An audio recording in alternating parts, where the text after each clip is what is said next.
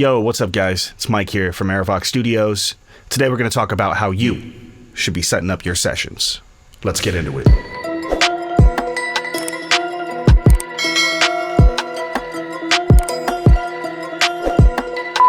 Alright, so we got a session here. First thing, let's go over what's in it. Got the click track, right? We got the 2-track. That's where all of our audio is going to end up going to. We got the 2-bus. That's the track that all the audio goes to right before it goes to the 2-track. And we got the beat. We have some beat sound effects. So, real quick, I'll show you here what the beat sounds like.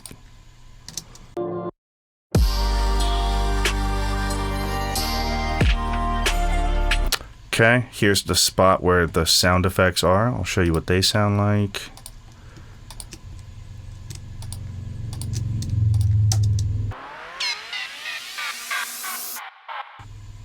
Okay, and all of those sound effects are going to their sound effects bus, which is an aux track.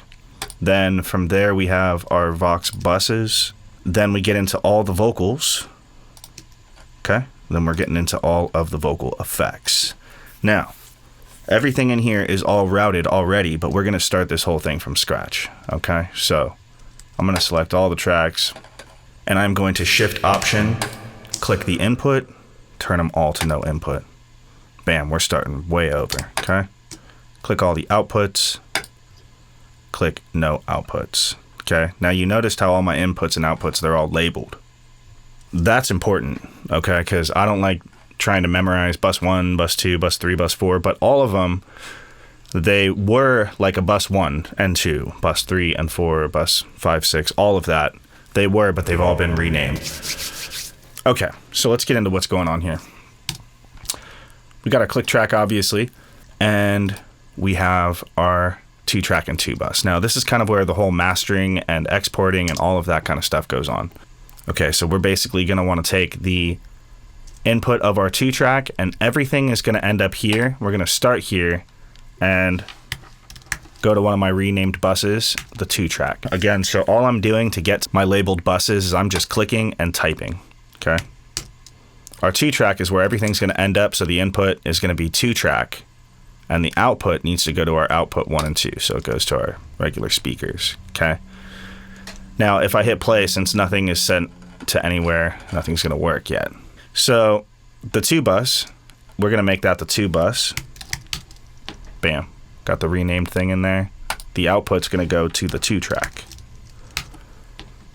All right. So now whatever goes into this track is going to go out and come into this track. Okay, does that make sense? It's crucial. Whatever's going into the 2-bus is then going out and going into the 2-track. Okay, so from there, we're going to take our beat. We want that to go to the 2-bus. And then we have the 3 sound effects that I showed you, right? Now, instead of sending them straight to the 2-bus, I'm going to kind of group those together and send them to the sound effects bus. Okay, and to do all 3 of them at the same time, I went Shift Option and I clicked, but you have to have them selected here. Okay, so we're gonna do a couple more of those. You'll see how that goes. We'll take the input of the sound effects bus. Okay, and then we could send this to the 2-bus right now, but we're just not going to because I'm gonna do another one. All of our vocals are gonna end up hitting this Vox bus, right? So I'm going to select the Vox bus and the sound effects bus. Shift Option click and type in 2-bus. See, now I sent those 2 at the same time. We're going to do some more of that group in here too real soon. So this is where it gets a little bit complex because I got a dry Vox, a lead Vox, and a background Vox. Our lead vocals, and I can tell which ones are lead because they say lead on them. Be like LD, okay? And I'm going to send them to the lead Vox bus. Okay. Looking like this guy. And this guy. Okay, that's all the leads. Shift Option click. Boom. Leads. Okay. If you're on a PC, instead of Option, it would be Alt. Okay. So now we're going to take all the backgrounds And to just select individual tracks like this, I'm doing Shift, Command, click, and I'm just looking at every track that it says no output, okay?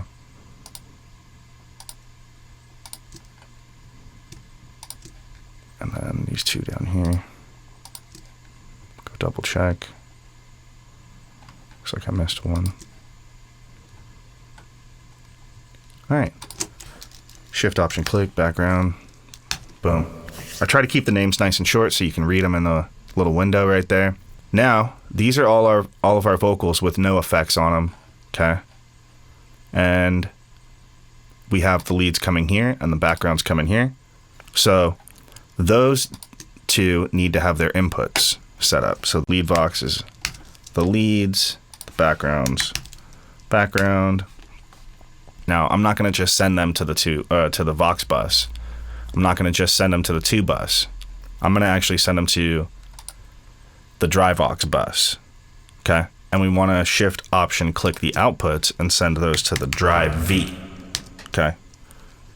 Now, the dry V is cool, but it's nothing like the wet V. We got to have those two things going on together, all right? So we're going to get into the wet V after this, all right, which is going to be nice. The dry V, all right. Not the funnest of the vocal buses, but it's a very important one. Okay, the dry V right here. It's good. So there's the input of that. We're going to take the lead and the background vox bus and send them to the dry V. Okay.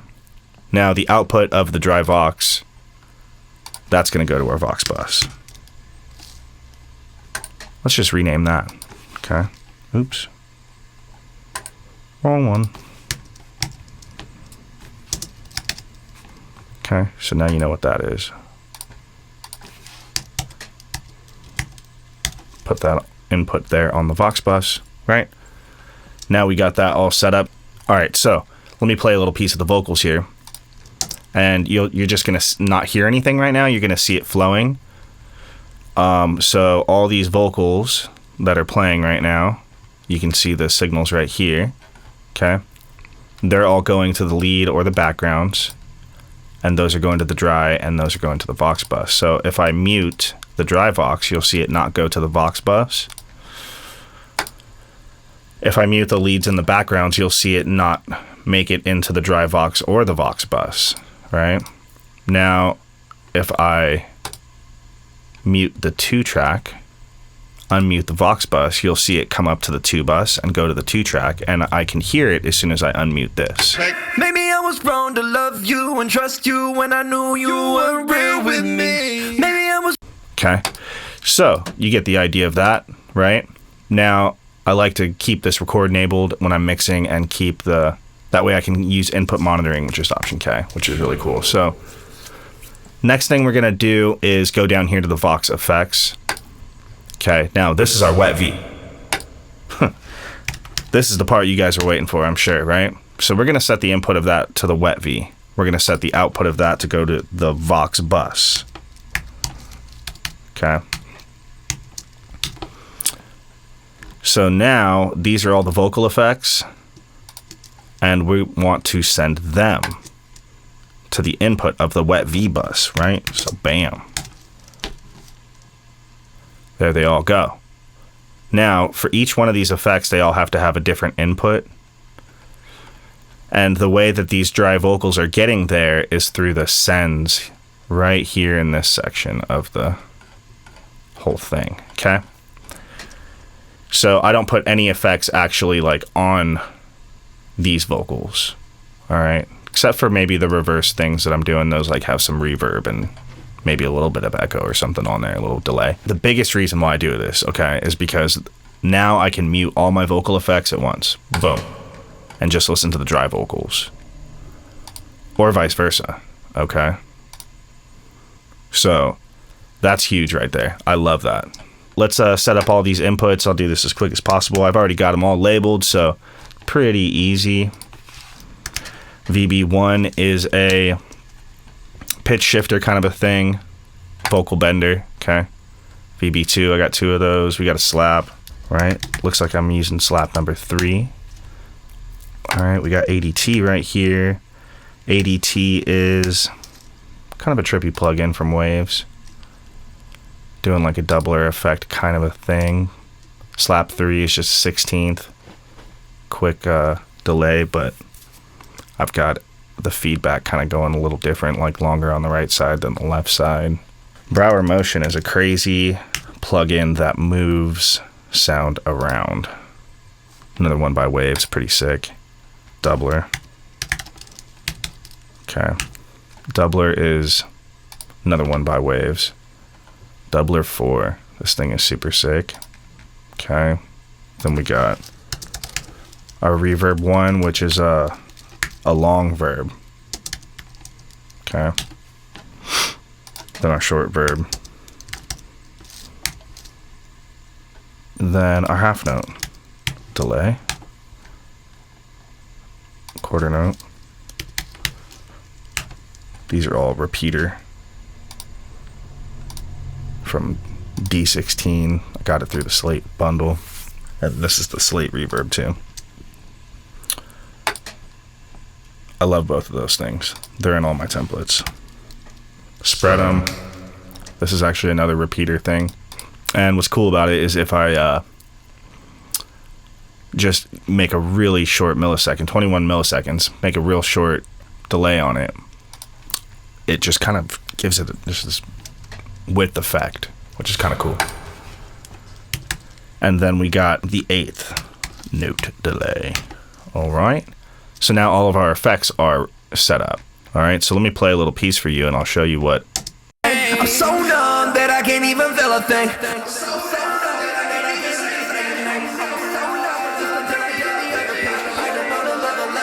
Be the same. Never be the same. I'll never be the same. I had to make a change. Yeah. Okay.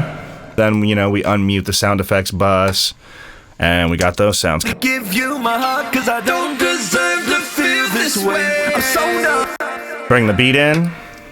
I give you my heart cause I don't deserve to feel this way. I'm so numb. And now everything is flowing through my 2 bus, my master chain right here.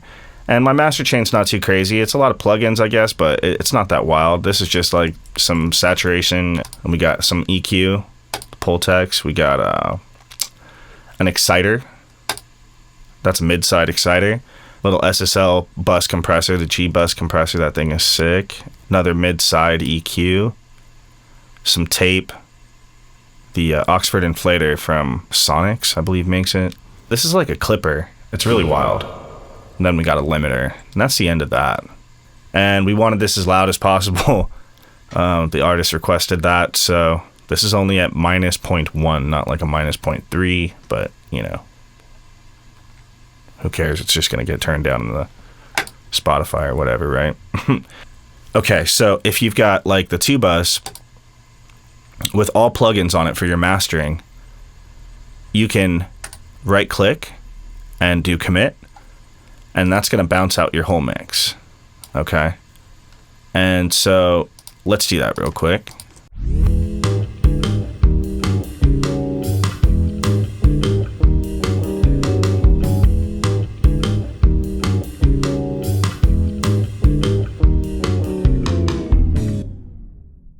Had to get me some sugar bubbles while that was printing that.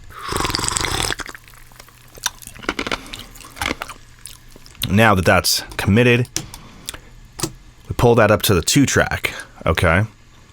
And now we can trim it, right? Maybe put a little fade out on it. Go over here, put like a little fade in on it. Okay, then we want to consolidate. Shift Option 3. Boom. Name it. V1. Okay. Oh, I thought a ghost like opened my door. I thought somebody was here. Creepy. Okay. Anyway, so we got we got this on the 2 track, and this is our version 1. This is the best way to do it. Just label them V1, V2, V3. You could put a little note, like 1 word note or something like that, or a couple words. But, you know, if you always just keep it like labeled V1s or just use Vs, you know what I mean? We love using the Vs because it's real easy to know where you're at in your mix, you know, even if you get to version 23, you know, instead of like labeling it like num, YT, bass down, and then the next one, bass down more. I mean, you don't want to do that, you know what I'm saying?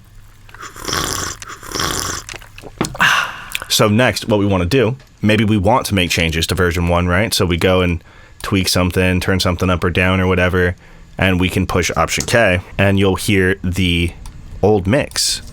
Turn the green light on. You're listening to version 2. You get what I'm saying? So that's super cool.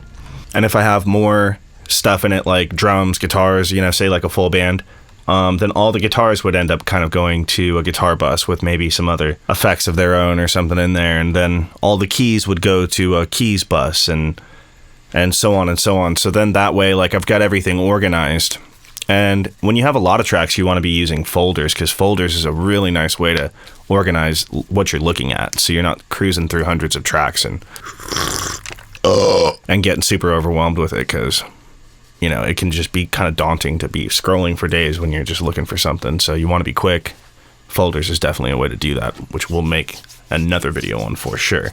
Yo, so if you liked what you saw today, make sure that you like and subscribe. And also don't forget to download the Pro Tools template that you are watching me work in today. You could save yourself a ton of time using that to record artists and mix vocals. Okay, so that template is basically designed for you to drag in a beat onto a stereo track and record vocals to it, and all the vocals that you record just drag down to the designated tracks that have the names. Hopefully you got the plugins that are in that session, because I left all of my chains in there. Alright guys, well thanks for watching, and I'll catch you at the next one. Peace.